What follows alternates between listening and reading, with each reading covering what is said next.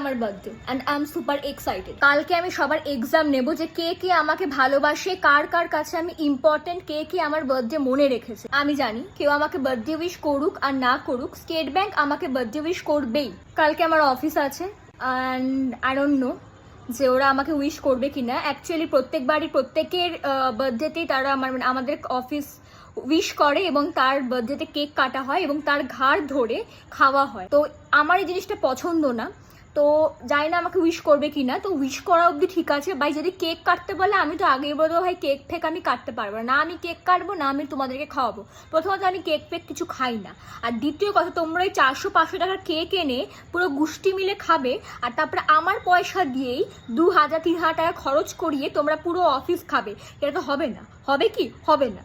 আমি তো লিটারালি ভয়ে রয়েছি, মানে এতদিনে যে কজনের বার্থডে হচ্ছে সেই সব কজনের বার্থডের পোস্টার আমি বানিয়েছি, শালা কালকে আমার বার্থডে পোস্টার আমাকেই না বানাতে হয়। দেখো সিম্পলি আমার বার্থডেতে কিছু উইশ রয়েছে, সেই উইশগুলো হচ্ছে কেউ আমাকে সারপ্রাইজ দিক, কেউ পুরো ডেকোরেট করুক, ডেকোরেট করে আমাকে সেখানে নিয়ে যাক, আমি বলবো ও মাই গড এরকম আমি নাটক মারবো, এরকমটা একটু করুক এবং আমাকে প্রচুর মাত্রায় গিফটস দিক। কারণ দেখো শুধু শুধু তুমি আমাকে হ্যাপি বার্থডে বলবে, তা তো হবে না।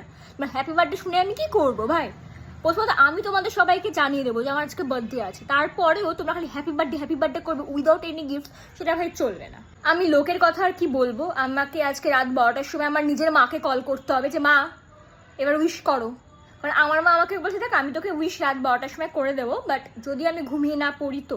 এবার দেখো এখন আমি ধরে রাখতে পারি না যে আমার মা ঘুমিয়ে পড়বে না, কারণ আমি জ্যোতিষী নই। সেই জন্য আমি রাত 12টার সময় কোনো চান্সই নেবো না, আমি সিদ্ধা আমার মাকে কল করে বলবো আমার হ্যাপি বার্থডে বলো।